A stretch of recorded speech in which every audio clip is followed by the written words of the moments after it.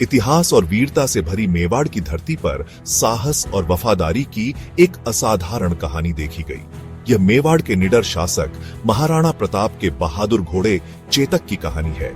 चेतक कोई साधारण घोड़ा नहीं था, वह एक योद्धा का साथी, एक वफादार दोस्त और अटूट भक्ति का प्रतीक था। उसका नाम युगों से गूंजता रहा है, जो बहादुरी और बलिदान का पर्याय है।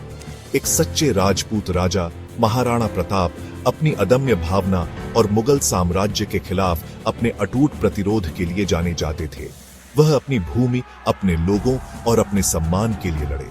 उनके साथ हमेशा चेतक खड़ा था, अपने मालिक के अटूट दृढ़ संकल्प और साहस को साझा करता था।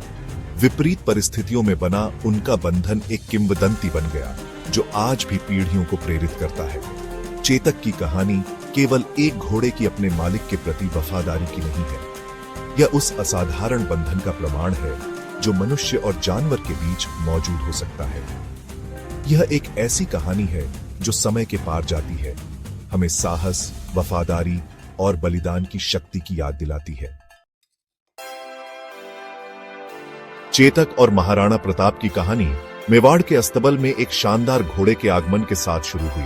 यह महाराणा प्रताप के पिता उदय सिंह द्वितीय को एक कुलीन दरबारी से उपहार था।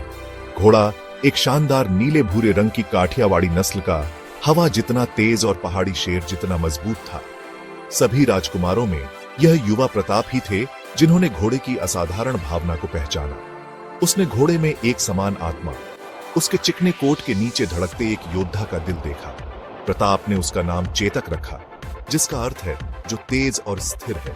उस दिन से चेतक शाही अस्तबल में सिर्फ एक घोड़ा नहीं था, वह महाराणा प्रताप के साथी, विश्वास पात्र और सबसे भरोसेमंद कॉमरेड थे। प्रताप ने खुद चेतक को प्रशिक्षित किया, उसे युद्ध की कला सिखाई और उसमें वही अटूट साहस और दृढ़ संकल्प पैदा किया जो उसके अपने दिल में जलता था। साथ में वे मेवाड़ के ऊबड़ खाबड़ इलाकों से गुजरे। उनका बंधन हर गुजरते दिन के साथ गहरा होता गया। उन्हें नहीं पता था कि उनका बंधन जल्द ही इतिहास के उग्र युद्ध क्षेत्रों पर परखा जाएगा। साल 1576 का था।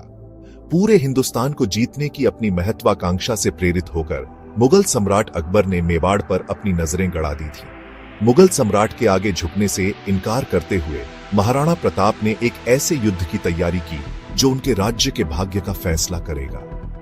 हल्दी घाटी के चिलचिलाते मैदानों पर मेवाड़ और मुगल साम्राज्य की सेनाएं एक ऐसी लड़ाई में भिड़ गईं जो इतिहास में दर्ज हो जाएगी। युद्ध के बीचों बीच स्टील के बहारेपन की टक्कर और गिरे हुए योद्धाओं के रोने के बीच महाराणा प्रताप अपने वफादार घोड़े चेतक पर सवार थे। भगवा वस्त्रों में, बलिदान और साहस के रंग में महाराणा प्रताप अपने सैनिकों के लिए आशा की किरण थे। उनकी वीरता ने उन्हें बाघों की क्रूरता से लड़ने के लिए प्रेरित किया। चेतक, उसका कोट पसीने और धूल से चमक रहा था, युद्ध के मैदान में एक प्रेत की तरह घूम रहा था। उसके खुर मुश्किल से जमीन को छू रहे थे, क्योंकि वह अपने मालिक को दुश्मन के रैंकों के बीच ले जा रहा था। हवा में खून और बारूद की गंध थी। जमीन गिरे हुए योद्धाओं के शवों से अटी पड़ी थी। फिर भी नरसंहार के बीच महाराणा प्रताप और चेतक के बीच का बंधन अटूट रहा, उनका साहस अटूट रहा। चेतक महाराणा प्रताप के लिए केवल परिवहन का साधन नहीं था, वह महाराणा की इच्छा का विस्तार था। अपने आप में एक योद्धा, वह अपने मालिक के साथ लड़ा। उसके नुकीले दांत नंगे थे, उसके शक्तिशाली खुर दुश्मन सैनिकों पर प्रहार कर रहे थे। वह अपने दांतों का इस्तेमाल दुश्मन के सैनिकों को नीचे खींचने के लिए, अपने खुरों का इस्तेमाल उन्हें रौंदने के लिए करता था और साथ ही अपने मालिक को नुकसान से बचाता था। चेतक की बुद्धिमत्ता और युद्ध की रणनीति को समझने के बारे में एक किंवदंती है। ऐसा कहा जाता है कि हल्दी घाटी के युद्ध के दौरान महाराणा प्रताप मुगल सेनापति मान सिंह को मार गिराने के लिए एक साहसी युद्धाभ्यास में दुश्मन के रैंकों में गहराई तक चले गए।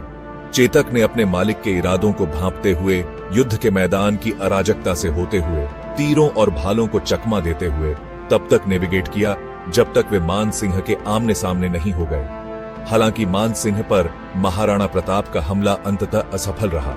चेतक की त्वरित सोच और बहादुरी ने उनके मालिक को निश्चित मृत्यु से बचने दिया। इस घटना ने इतिहास में चेतक के स्थान को मजबूत किया, न केवल एक वफादार घोड़े के रूप में बल्कि एक चतुर और साहसी योद्धा के रूप में। जैसे जैसे लड़ाई आगे बढ़ी, महाराणा प्रताप ने खुद को मुगल सैनिकों से घिरा पाया। उनका भागने का रास्ता कट गया। स्थिति विकट लग रही थी। उनके खिलाफ बाधाएं खड़ी थीं। यह तब था जब चेतक, उनका वफादार घोड़ा, हस्तक्षेप की स्थिति की गंभीरता को समझते हुए चेतक ने नियंत्रण कर लिया। एक शक्तिशाली छलांग के साथ चेतक 21 फुट चौड़ी खाई के पार कूद गया। एक ऐसा कारनामा जो अपने सवार और कवच के भार को ढोने वाले घोड़े के लिए असंभव लग रहा था। यह पौराणिक छलांग चेतक की असाधारण ताकत और चपलता का प्रमाण। महाराणा प्रताप को मुगल सेना के चंगुल से बचने की अनुमति दी। घायल और थका हुआ चेतक अपने मालिक को सुरक्षित ले गया था, लेकिन उनकी परीक्षा अभी खत्म नहीं हुई थी। वे अब दुश्मन के इलाके में थे। मुगल सैनिकों द्वारा पीछा किया जा रहा था।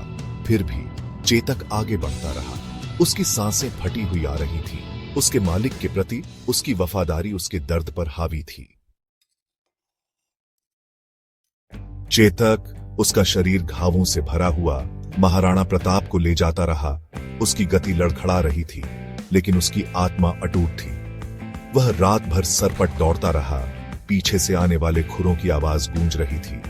वे अंततः बेराच नदी की एक सहायक नदी, एक छोटी नदी के किनारे पहुंच गए। चेतक ने अपनी आखिरी ताकत जुटाई और एक अंतिम हताश छलांग के साथ अपने प्यारे मालिक को दूसरी तरफ ले गया। हालांकि बहादुर घोड़े की दौड़ पूरी हो चुकी थी। उसे लगे कई घावों में से एक घातक साबित हुआ। चेतक नदी के किनारे गिर पड़ा। उसका वफादार दिल आखिरकार हार मान गया। महाराणा प्रताप अपने वफादार साथी के खोने से तबाह हो गए।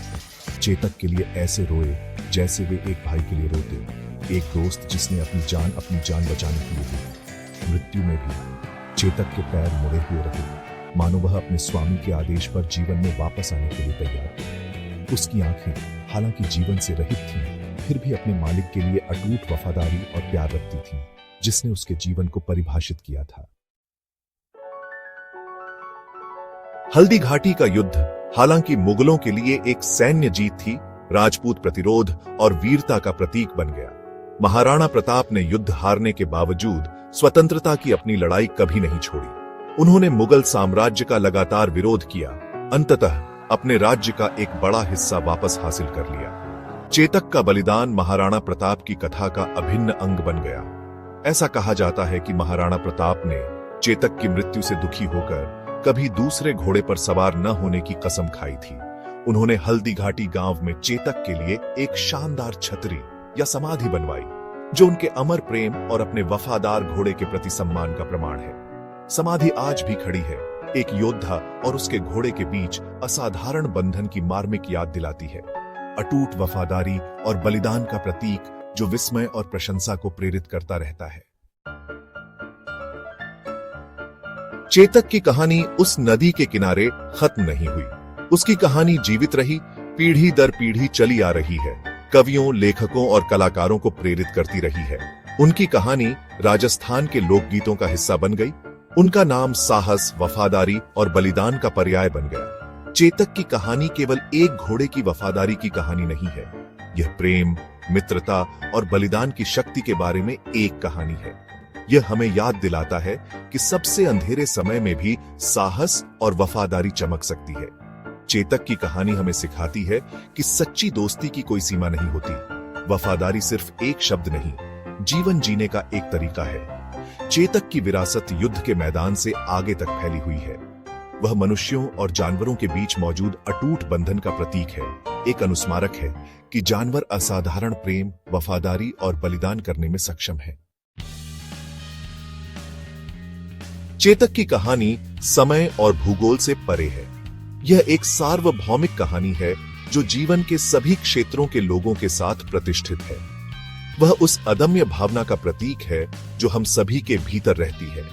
विपरीत परिस्थितियों का सामना करने का साहस, अपने प्रियजनों के साथ खड़े रहने की वफादारी और उस कारण के लिए सब कुछ बलिदान करने की इच्छा जिसमें हम विश्वास करते हैं। आज उसकी मृत्यु के सदियों बाद चेतक की कहानी हमें प्रेरित करती रहती है। वह हमें याद दिलाता है कि सच्चा साहस शारीरिक शक्ति में नहीं बल्कि अटूट भावना में है, अदम्य इच्छा शक्ति जो विपरीत परिस्थितियों से घबराने से इनकार करती है। वह हमें सिखाता है कि वफादारी एक तरफा मामला नहीं है, बल्कि आपसी सम्मान, विश्वास और प्रेम का बंधन है। चेतक की विरासत आशा की किरण है, एक अनुस्मारक है कि भारी बाधाओं के बावजूद साहस, वफादारी और बलिदान हमारे मार्ग को रोशन कर सकते हैं, हमें एक बेहतर कल की ओर मार्गदर्शन कर सकते हैं। उनकी कहानी मानव आत्मा की स्थायी शक्ति, मनुष्य और जानवर के बीच अटूट बंधन और साहस, वफादारी और बलिदान के कालातीत मूल्यों का प्रमाण है।